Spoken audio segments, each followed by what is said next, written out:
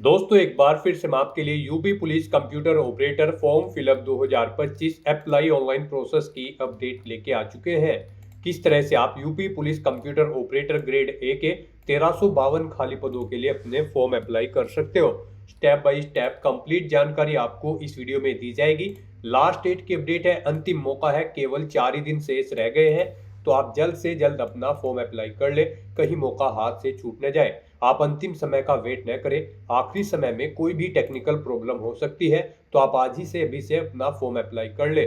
Form apply करते समय आप अपना one time registration OTR registration किस प्रकार से कंप्लीट करोगे, कैसे आपको अपना वेरिफिकेशन करना होगा, पर्सनल इंफॉर्मेशन आपको कैसे देनी होगी, किस तरह से अपना पासवर्ड क्रिएट करोगे, एजुकेशनल क्वालिफिकेशन की डिटेल आपको किस प्रकार से फिल करनी होगी, कैसे आप अपना लाइव फोटो कैप्चर करोगे, डॉक्यूमेंट सिग्नेचर फोटोग्राफ कैसे और कितने केबी में आपको अपलोड करने होंगे, फीस पेमेंट करते हुए रजिस्ट्रेशन से लेकर प्रिंट तक आपको किस तरह से अपना फॉर्म अप्लाई कर लेना होगा।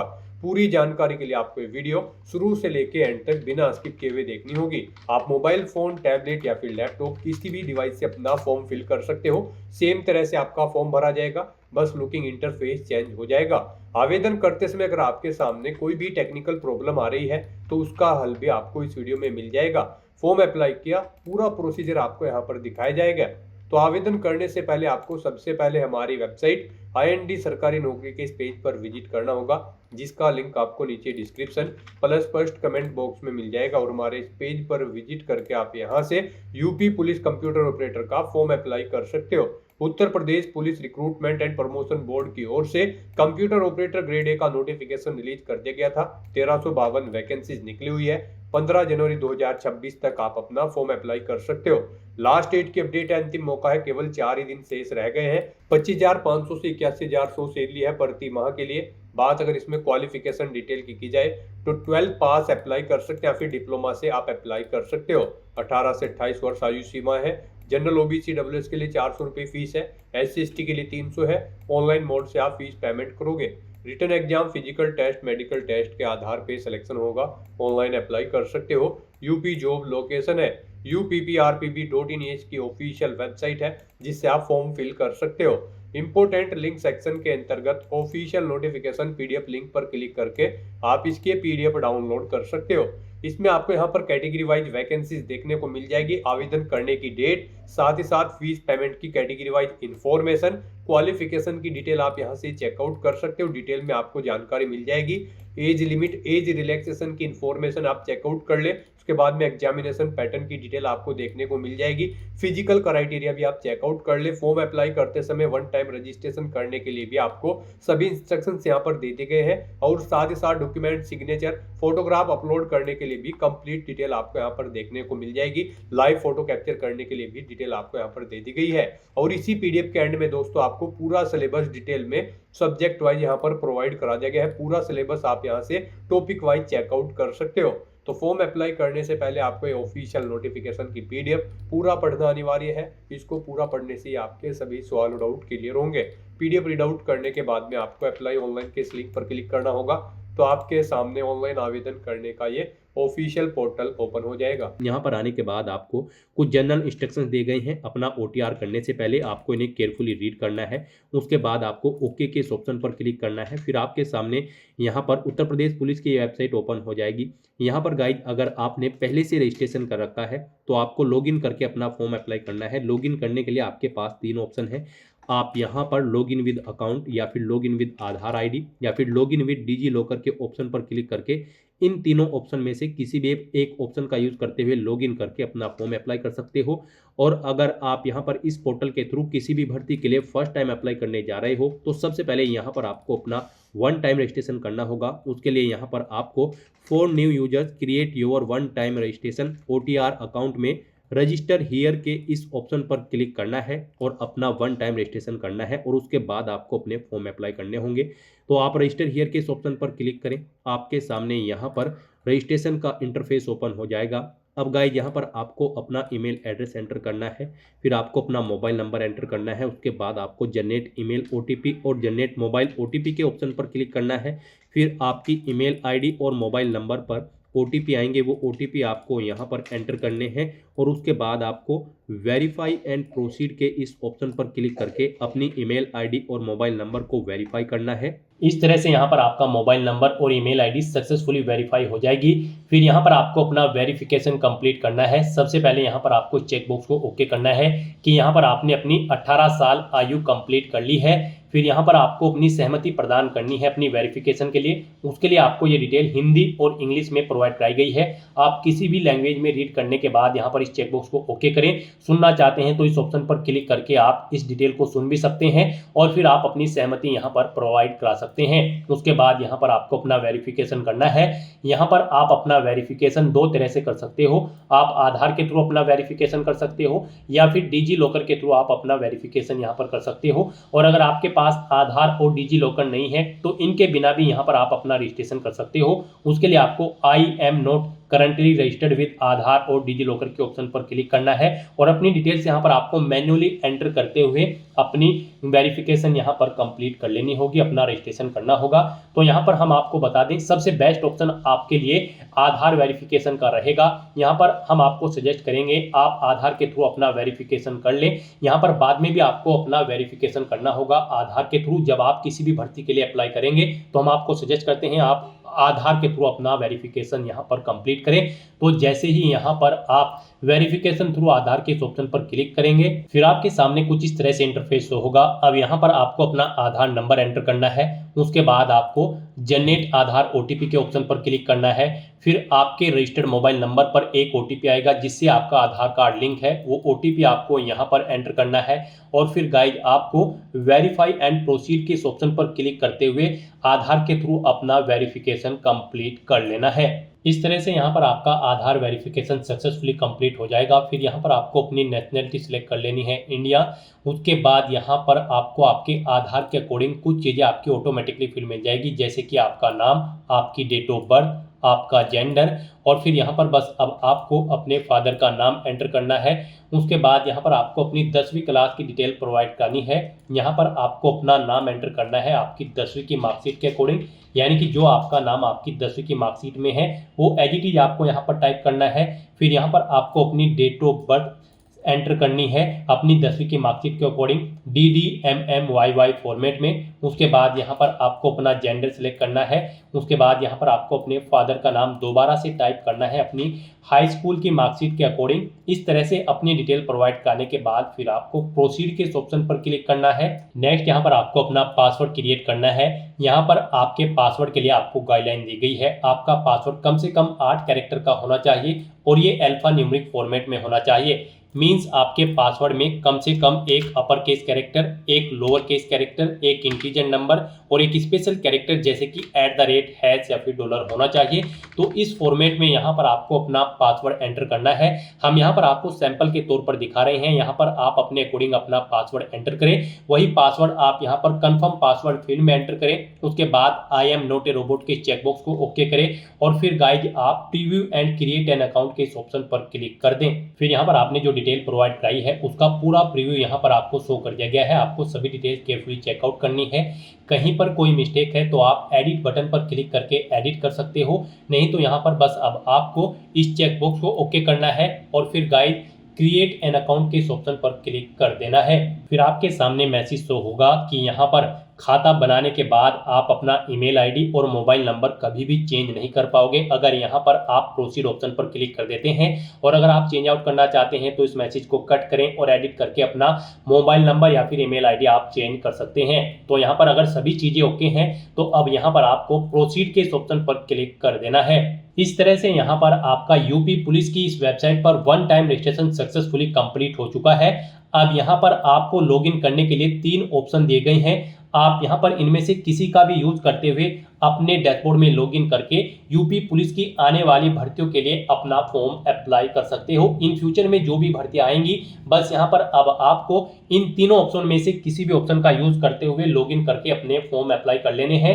यहाँ पर आप लॉगिन विद अकाउंट के ऑप्शन पर क्लिक करके लॉगिन कर सकते हो, लॉगिन विद आधार आईडी के थ्रू आप लॉगिन कर सकते हैं, या फिर आप third option login with DigiLocker option का क्लिक करते हुए भी अपने डैशबोर्ड में लॉगिन करके अपने फॉर्म अप्लाई कर सकते हो। गाइस यहाँ पर जैसे ही आप लॉगिन विद अकाउंट इस ऑप्शन पर क्लिक करेंगे आपके सामने कुछ इस तरह से इंटरफेस होगा। यहाँ पर आने के बाद आपको अपना मोबाइल नंबर या फिर ईमेल आईडी एंटर करनी है, अपना पासवर्ड आपको एंटर करना है जो पासवर्ड आपने क्रिएट किया है। फिर यहाँ पर आपको I am not a robot के चेकबॉक्स को ओके करना है और उसके बाद आपको लॉगिन के इस ऑप्शन पर क्लिक करते हुए अपने डैशबोर्ड में लॉगिन कर लेना है। लॉगिन ऑप्शन पर क्लिक करते ही आपके सामने 2 फैक्टर ऑथेंटिकेशन का ये मोड ओपन होगा।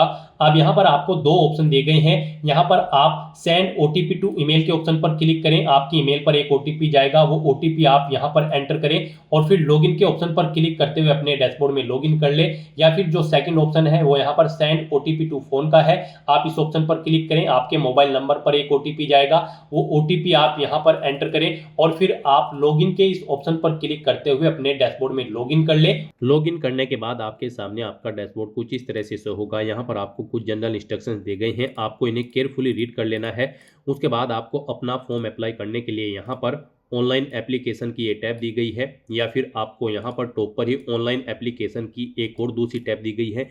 इन दोनों टैब में से आप किसी पर भी क्लिक करके अपना फॉर्म अप्लाई करेंगे। तो आप ऑनलाइन एप्लीकेशन की इन टैब्स पर क्लिक करें, किसी भी एक टैब पर। उसके बाद आपके सामने यहाँ पर कुछ इस तरह से इंटरफेस शो होगा। अब गाइड यहाँ पर आने के बाद आपको कंप्यूटर ऑपरेटर ग्रेड ए परीक्षा 2025 आपको इस सेक्शन में आना है और यहाँ पर आने के बाद आपको इस चेकबॉक्स को ओके करना है और फिर आपको अप्लाई के इस टैब पर क्लिक करना है कंप्यूटर ऑपरेटर की इस भर्ती पर अप्लाई करने के लिए। तो आप अप्लाई के इस टैब पर क्लिक करें। अब यहाँ पर आपका फॉर्म स्टार्ट हो चुका है। आपको कुछ पर्सनल डिटेल आपकी ऑटोमेटिकली फिल मिलेगी जो कि आपके OTR से फैच कर ली गई है। आपको उसमें अपनी मदर का नाम यहाँ पर एंटर करना होगा। फिर गाइज आपको यहाँ पर अपना मैरिटल स्टेटस सेलेक्ट करना है, आप मैरिड हो या फिर अनमैरिड। उसके बाद यहाँ पर आपको अपना डोमासाइल की डिटेल देनी है, मूल निवास का विवरण यहाँ पर आपको देना है। क्या आपके पास यूपी का डोमासाइल है? अगर है तो आप यस करेंगे और उसकी डिटेल यहाँ पर देंगे, जैसे कि यहाँ पर मूल निवास या डोमासाइल प्रमाण पत्र जारी करने वाले जिले का नाम आपको सिलेक्ट करना होगा। उसके बाद यहाँ पर आपको उत्तर प्रदेश के प्राधिकारी का नाम देना होगा जिसने आपको यहाँ पर ये डोमासाइल प्रोवाइड कराया है, ADM, सिटी मजिस्ट्रेट, DM या फिर SDM। उसके बाद किस डेट को हुआ है जारी, वो डेट आपको सिलेक्ट कर लेनी है। फिर यहाँ पर आपको डोमासाइल सर्टिफिकेट एप्लीकेशन नंबर देना है, उसका सीरियल नंबर देना है। और अगर आपके पास यूपी का डोमासाइल नहीं है तो आप सिंपली नो ऑप्शन सेलेक्ट करेंगे, आपको आगे की डिटेल प्रोवाइड नहीं करानी होगी यहाँ पर। उसके बाद अगर गाइज आप यूपी से नहीं हैं तो आपको जनरल कैटेगरी में काउंट किया जाएगा, अनरिजर्व कैटेगरी में आपको काउंट किया जाएगा, आप चाहे किसी भी कैटेगरी से बिलोंग करते हो। फिर यहाँ पर अगर आप यूपी के कैंडिडेट हैं तो आपको अपनी कैटेगरी सिलेक्ट करनी होगी। आप unreserved, EWS, OBC, SC, ST जिस कैटेगरी से बिलोंग करते हैं आप अपनी कैटेगरी सिलेक्ट करें। रिजर्व कैटेगरी से अगर आप बिलोंग करते हैं तो यहाँ पर आपको श्रेणी प्रमाण पत्र जारी करने वाले जिले का नाम सिलेक्ट करना होगा, जिस जिले का आपके पास कैटेगरी सर्टिफिकेट है। कैटेगरी सर्टिफिकेट आपको किस अथॉरिटी ने इशू कराया है उसका नाम आपको सिलेक्ट करना होगा, डेजिग्नेशन का किस डेट को इशू कराया है वो डेट आपको सिलेक्ट करनी होगी। उसका यहाँ पर एप्लीकेशन नंबर आपको देना होगा और फिर उसका सीरियल नंबर भी यहाँ पर आपको देना होगा। फिर यहाँ पर आपको अपना कोरोस्पोंडेंस एड्रेस एंटर कर देना है, यहाँ पर आप अपना कोरोस्पोंडेंस एड्रेस एंटर करें। उसके बाद आपको अपना परमानेंट एड्रेस यहाँ पर एंटर करना है और अगर आपका परमानेंट एड्रेस आपके कोरोस्पोंडेंस एड्रेस के अकॉर्डिंग सेम है तो आप इस चेकबॉक्स को ओके कर देंगे। ऑटोमेटिकली यहाँ पर आपका परमानेंट एड्रेस आपके कोरोस्पोंडेंस एड्रेस के अकॉर्डिंग फिल हो जाएगा। उसके बाद गाइज यहाँ पर आपको अपना स्टेट सेलेक्ट करना है और फिर आपको अपना डिस्ट्रिक्ट यहाँ पर सेलेक्ट कर लेना है और इस तरह से अपनी डिटेल प्रोवाइड करने के बाद फिर आपको सेव के इस ऑप्शन पर क्लिक करके अपनी सभी डिटेल सेव कर देनी है और फिर आपको नेक्स्ट के इस ऑप्शन पर क्लिक करना है। फिर यहाँ पर आपको अपनी कुछ और डिटेल प्रोवाइड करनी है। यहाँ पर आपसे पूछा गया कि क्या आप स्वतंत्रता संग्राम सेनानी के आश्रित हैं? अगर हैं तो आप यस ऑप्शन सेलेक्ट करेंगे। उसकी डिटेल यहाँ पर देंगे, जैसे कि फ्रीडम फाइटर डिपेंडेंट सर्टिफिकेट आपको किस डिस्ट्रिक्ट से इशू हुआ है उस डिस्ट्रिक्ट का नाम आप सेलेक्ट करेंगे, किस डेट को इशू हुआ है वो डेट आप देंगे, उसका सीरियल नंबर देंगे और फिर यहाँ पर अथॉरिटी का नाम देंगे जिसने आपको प्रोवाइड कराया है। और अगर आप आश्रित नहीं है स्वतंत्रता संग्राम सेनानियों के तो आपको नो ऑप्शन सेलेक्ट करना है। फिर आपसे पूछा गया है कि क्या आप एक सर्विसमैन हैं? अगर हैं तो आप यस ऑप्शन सेलेक्ट करें और उसकी डिटेल यहाँ पर आपको देनी होगी, नहीं है तो आप नो ऑप्शन सेलेक्ट करेंगे। फिर आपसे पूछा गया कि क्या आप उत्तर प्रदेश के राज्य के कर्मचारी हैं और आपके पास अपेक्षित प्रमाण पत्र है? अगर है तो आप यस ऑप्शन सेलेक्ट करें, उसकी डिटेल यहाँ पर प्रोवाइड कराएं, नहीं है तो आप नो ऑप्शन सेलेक्ट करेंगे। इस तरह से अपनी डिटेल प्रोवाइड करने के बाद फिर आपको सेव के इस ऑप्शन पर क्लिक करके अपनी ये सभी डिटेल सेव कर देनी है और उसके बाद फिर आपको नेक्स्ट के इस ऑप्शन पर क्लिक करना है। नेक्स्ट यहाँ पर आपको अपनी एजुकेशनल क्वालिफिकेशन की डिटेल देनी है। गाइस यहाँ पर UP police computer operator grade 1 की इस भर्ती में पार्टिसिपेट करने के लिए आपका 12वीं क्लास पास आउट होना जरूरी है। फिजिक्स और मैथमेटिक्स के साथ यहाँ पर 12वीं में आपके पास फिजिक्स और मैथमेटिक्स एक सब्जेक्ट के तौर पर होने चाहिए, यानी कि पीसीएम ग्रुप आपके पास होना चाहिए। और यहाँ पर आपके पास इसके साथ साथ ही ओ लेवल का यहाँ पर डिप्लोमा होना चाहिए, DOEACC का या फिर NIELIT से, या फिर इसके इक्विवेलेंट क्वालिफिकेशन आपकी होनी चाहिए। या फिर गाइज यहाँ पर आपके पास 12वीं पास होने के साथ साथ डिप्लोमा होना चाहिए कंप्यूटर इंजीनियरिंग में, या फिर इंफॉर्मेशन टेक्नोलॉजी में, या फिर इलेक्ट्रॉनिक्स इंजीनियरिंग में किसी बोर्ड ऑफ टेक्निकल एजुकेशन, या फिर इसके इक्विवेलेंट क्वालिफिकेशन यहाँ पर आपकी होनी चाहिए। तो 12वीं पास आउट होने के साथ साथ आपके पास ये डिप्लोमे होने चाहिए, इनमें से कोई एक। तो यहाँ पर अब आपको अपनी क्वालिफिकेशन की डिटेल प्रोवाइड करनी है। तो गाइज यहाँ पर सबसे पहले आपको अपनी 10वीं क्लास की डिटेल प्रोवाइड करनी है। यहाँ पर अगर आपने किसी भर्ती के लिए पहले से भी अप्लाई कर रखा होगा तो यहाँ पर आपको आपकी 10वीं क्लास की डिटेल ऑटोमेटिकली फिल मिलेगी। नहीं मिलेगी तो आप उसको फिल कर दें। अगर आप इसे एडिट करना चाहते हैं तो पेंसिल के इस ऑप्शन पर क्लिक करेंगे और फिर यहाँ पर आप इसमें जो भी एडिट करना चाहते हैं वो आप एडिट कर सकते हैं। और उसके बाद फिर आप अपडेट के इस ऑप्शन पर क्लिक करके अपनी ये डिटेल यहाँ पर अपडेट कर दें।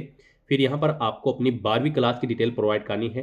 12वीं क्लास की डिटेल प्रोवाइड करने के लिए गाइस अब आपको intermediate with physics and mathematics के इस ऑप्शन पर क्लिक करना है। तो आप यहाँ पर इस ऑप्शन पर क्लिक करें और फिर यहाँ पर आपको बोर्ड का नाम सेलेक्ट करना है जिससे आपने अपनी 12वीं क्लास पास आउट की है। फिर आपको बताना है कब आपने पास आउट की है, वो डेट आपको इस कैलेंडर में से सिलेक्ट कर लेनी है। अपना 12वीं का रोल नंबर यहाँ पर आपको एंटर करना है, सर्टिफिकेट का सीरियल नंबर यहाँ पर आपको एंटर करना है। और उसके बाद गाइज आपको ऐड के इस ऑप्शन पर क्लिक करके अपनी 12वीं क्लास की डिटेल भी यहाँ पर ऐड कर देनी है। इस तरह से यहाँ पर आपकी 12वीं क्लास की डिटेल भी सक्सेसफुली ऐड हो जाएगी। इस कॉलम को भी आपको ग्रीन करके शो कर दिया जाएगा।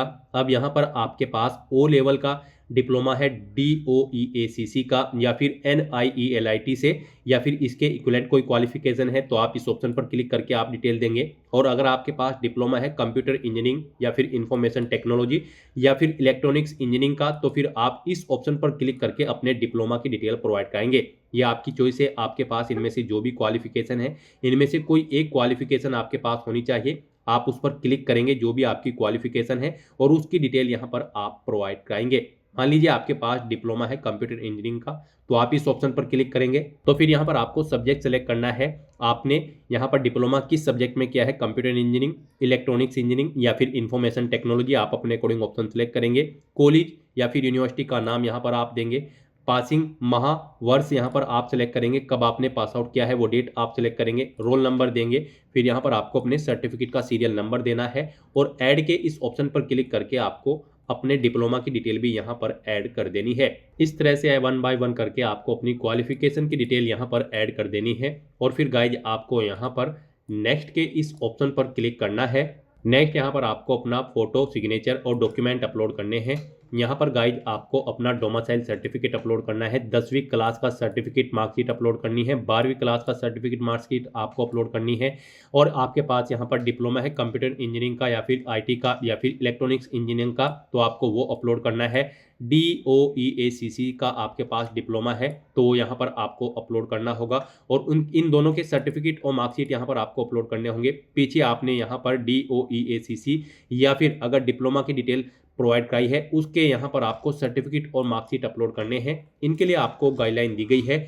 आपके ये डॉक्यूमेंट यहाँ पर PDF फॉर्मेट में होने चाहिए और यहाँ पर इनका साइज 1 MB से कम होना चाहिए। तो यहाँ पर आपको अपने इन डॉक्यूमेंट्स को अपलोड करने के लिए इस ऑप्शन पर क्लिक करना है। एरो की के ये ऑप्शन आपको दिए गए हैं। आप जिस भी डॉक्यूमेंट को अपलोड करने जा रहे हैं उसके सामने एरो की के इन ऑप्शन पर क्लिक करें, फाइल को सिलेक्ट करें और 1 बाय 1 करके आप अपने इन सभी डॉक्यूमेंट्स को यहाँ पर अपलोड कर दें। फिर आप व्यू के इन ऑप्शन पर क्लिक करके इन्हें व्यू भी कर सकते हैं। कोई मिस्टेक हो गई है, गलती से कोई गलत डॉक्यूमेंट अपलोड हो गया है तो आप डिलीट के इन ऑप्शन पर क्लिक करके आप अपने इन डॉक्यूमेंट को डिलीट कर सकते हैं और फिर दोबारा से आप राइट डॉक्यूमेंट यहाँ पर अपलोड कर सकते हैं। अपने डॉक्यूमेंट अपलोड करने के बाद फिर आपको अपना लाइव फोटो यहाँ पर कैप्चर करना है और सिग्नेचर आपको अपने अपलोड करने हैं। इनके लिए भी आपको गाइडलाइन दी गई है। यहाँ पर आपको कुछ सैंपल दिए गए हैं रिजेक्टेबल फोटो के। आप सैंपल ऑफ फ्यू रिजेक्टेबल फोटो इस ऑप्शन पर क्लिक करें। यहाँ पर आपको कुछ सैंपल दिए गए हैं इन फोटो के, किस तरह के फोटो यहाँ पर आपके रिजेक्टेबल होंगे। इस फॉर्मेट में आपके फोटो यहाँ पर रिजेक्टेबल होंगे और गाइड इस फॉर्मेट में आपका फोटो एक्सेप्टेबल होगा। तो यहाँ पर आपको कुछ सैंपल चेकआउट कर लेने हैं। और फोटो कैप्चर करते समय आपको कुछ चीज़ों का ध्यान रखना है। यहाँ पर आपको ये इंस्ट्रक्शन दे गए हैं, आपको इन्हें केयरफुली रीड कर लेना है और इनके अकॉर्डिंग आपको अपना लाइव फोटो यहाँ पर कैप्चर करना है। फोटो कैप्चर करते समय यहाँ पर आप जिस स्थान पर अपना फोटो कैप्चर करेंगे वहाँ पर बैकग्राउंड सिंपल होना चाहिए, प्रॉपर वे में लाइट होनी चाहिए। फोटो कैप्चर करते समय आपको अपने चेहरे पर कोई मास्क या फिर सनग्लासेस वगैरह नहीं लगाने हैं, कानों में ईयरफोन्स वगैरह भी नहीं लगाने हैं। तो आपको ये इंस्ट्रक्शन दे गए हैं, आपको इन्हें रीड आउट करना है और फिर आपको कैप्चर लाइव इमेज के इस ऑप्शन पर क्लिक करते हुए अपना लाइव फोटो यहाँ पर कैप्चर करना है। तो आप कैप्चर लाइव इमेज के इस ऑप्शन पर क्लिक करें। गाइज आपके सामने कुछ इस तरह से इंटरफेस ओपन होगा फोटो कैप्चर करने के लिए। यहाँ पर आपको इस सर्कल के अंतर्गत अपना चेहरा रखना है और अपनी आंखों को आपको ब्लिंक करना है 3 या 4 बार और फिर गाइज आपको कैप्चर के इस ऑप्शन पर क्लिक करते हुए अपना लाइव फोटो यहाँ पर कैप्चर कर लेना है। फिर यहाँ पर आपको अपने सिग्नेचर अपलोड करने हैं। सिग्नेचर आपके 5 KB से 20 KB के बीच में होने चाहिए, JPG या फिर JPEG फॉर्मेट में होने चाहिए। यहाँ पर व्हाइट पेपर पर ब्लैक या फिर ब्लू इंक पेन से आपको अपने सिग्नेचर करने हैं और फिर उन्हें अपलोड करने के लिए आपको ब्राउज के इस ऑप्शन पर क्लिक करना है, फाइल को सिलेक्ट कर लेना है और अपने सिग्नेचर यहाँ पर आपको अपलोड कर देने हैं। यहाँ पर आपके सिग्नेचर का साइज 50 mm × 20 mm के बीच में होना चाहिए। इस तरह से यहाँ पर आपको अपने डॉक्यूमेंट अपलोड करने के बाद, फोटो कैप्चर करने के बाद और सिग्नेचर अपलोड करने के बाद सेव के इस ऑप्शन पर क्लिक करके अपने इन सभी डॉक्यूमेंट्स को आपको सेव कर देना है और फिर गाइज आपको नेक्स्ट के इस ऑप्शन पर क्लिक करना है। नेक्स्ट आपके सामने प्रेफरेंस और प्रीव्यू सेक्शन ओपन होगा। अब यहाँ पर आपसे कुछ क्वेश्चन पूछे गए हैं। आपके पास यहाँ पर कुछ सर्टिफिकेट्स होंगे तो आपको प्रेफरेंस दी जाएगी। जैसे कि यहाँ पर आपसे पूछा जाएगा कि क्या आपके पास NCC के सर्टिफिकेट है या फिर आपके पास O लेवल सर्टिफिकेट है, तो आपको अपने इन सर्टिफिकेट्स की डिटेल को प्रोवाइड करना है। अगर आपके पास ये हैं तो आपको प्रेफरेंस दिया जाएगा इस भर्ती प्रोसेस के दौरान। नहीं है तो कोई बात नहीं। अगर आपके पास डॉक्यूमेंट है तो आप ये ऑप्शन सेलेक्ट करेंगे, उन्हें सेलेक्ट करेंगे और 1 by 1 करके अपने डॉक्यूमेंट्स अपलोड कर देंगे। फिर आपको घोषणा पत्र में आना है, इन डिटेल्स को केयरफुली चेकआउट करना है, रीड करना है और इन चेकबॉक्सेस को आपको ओके करना है और फिर यहाँ पर आपको अपनी कुछ एडिशनल डिटेल देनी है। यहाँ पर आपसे पूछा गया है कि क्या आपका केवल एक ही जीवन साथी है, तो यहाँ पर आपको यस ऑप्शन सेलेक्ट करना है। क्या आपको विधि द्वारा स्थापित किसी भी न्यायालय द्वारा कभी दोषी नहीं ठहराया गया है, तो यहाँ पर आपको ये ऑप्शन सेलेक्ट करना है। आपको कभी राजकीय सेवा या से बर्खास्त या निष्कासित नहीं किया गया है, तो यहाँ पर भी आपको यस करना है। यहाँ पर अपना पैलेस आपको एंटर करना है और उसके बाद गाइज फिर आपको यहाँ पर प्रीव्यू एप्लीकेशन के इस ऑप्शन पर क्लिक करना है। फिर यहाँ पर आपको आपके एप्लीकेशन फॉर्म का पूरा प्रीव्यू शो कर दिया गया है, जो डिटेल पीछे अब तक आपने फिल की है। आपको इन्हें केयरफुली चेकआउट करना है, इस पेज को नीचे स्क्रॉल डाउन करना है और फिर आपको इस चेकबॉक्स को ओके करना है और उसके बाद गाइज आपको यहाँ पर एडिट के ऑप्शन पर क्लिक करके एडिट कर लेना है अगर कोई मिस्टेक है फॉर्म में, और अगर सभी चीज़ें ओके हैं तो बस यहाँ पर आपको सबमिट के इस ऑप्शन पर क्लिक करना है। इस तरह से यहाँ पर आपका एप्लीकेशन फॉर्म सबमिट हो जाएगा, लेकिन कंसीडर इसे आपके फीस पेमेंट के बाद ही किया जाएगा। यहाँ पर आपको आपकी कैटेगरी के अकॉर्डिंग एप्लीकेशन फीस का अमाउंट देखने को मिल जाएगा। अब आपको अपना फीस पेमेंट करना है, उसके लिए आपको पे विद SBI ई-पे के इस ऑप्शन पर क्लिक करना है। फिर आपके सामने ये पॉपअप शो होगा। अब आप इस चेकबॉक्स को ओके करें और उसके बाद प्रोसीड के इस ऑप्शन पर क्लिक करें। फिर आपके सामने फीस पेमेंट का इंटरफेस ओपन हो जाएगा। यहाँ पर आप debit card, credit card, net banking या फिर UPI के माध्यम से अपना फीस पेमेंट कर सकते हैं। UPI यहाँ पर आपके लिए सबसे बेस्ट और इजी ऑप्शन रहेगा, तो आप UPI के इस ऑप्शन पर क्लिक करें। इसमें भी फीस पेमेंट करने के लिए आपके पास 2 ऑप्शन है। आप अपनी UPI ID एंटर करके यहाँ पर फीस पेमेंट कर सकते हैं। अगर आप UPI ID का ऑप्शन सेलेक्ट करते हैं तो यहाँ पर आप अपनी UPI ID एंटर करें और वैलिडेट UPI ID के ऑप्शन पर क्लिक करते हुए अपना फीस पेमेंट कर दें। या फिर इसमें दूसरा ऑप्शन है UPI QR का, तो आप UPI QR के इस ऑप्शन पर क्लिक करें और पे नाउ के ऑप्शन पर क्लिक करते हुए अपना फीस पेमेंट करें। पे नाउ ऑप्शन पर क्लिक करते ही आपके सामने ये QR कोड शो होगा। आप इसे अपने UPI से स्कैन करें और अपना फीस पेमेंट कर दें। सक्सेसफुली फीस पेमेंट करने के बाद आपके एप्लीकेशन फॉर्म की सभी टास्क कंप्लीट हो जाएगी। आपका फॉर्म सक्सेसफुली सबमिट हो जाएगा। उसके बाद आपको अपने एप्लीकेशन फॉर्म का एक हार्ड कॉपी प्रिंट आउट ले लेना है फ्यूचर यूज के लिए, फ्यूचर रेफरेंस के लिए, और आप अपने डैशबोर्ड में जाकर भी चेकआउट कर सकते हो कि आपका फॉर्म सक्सेसफुली सबमिट हो चुका है या फिर नहीं। तो दोस्तों ऐसे आप यूपी पुलिस कंप्यूटर ऑपरेटर की इस भर्ती के लिए अपने फॉर्म अप्लाई कर सकते हो बिना कोई मिस्टेक के हुए। आज की इस वीडियो में बस इतना ही। आई होप ये वीडियो आपको पसंद आई होगी। अगर पसंद आई हो तो इसे लाइक और शेयर करें। चैनल पर नए हो तो इसे सब्सक्राइब कर लें। Thanks for watching.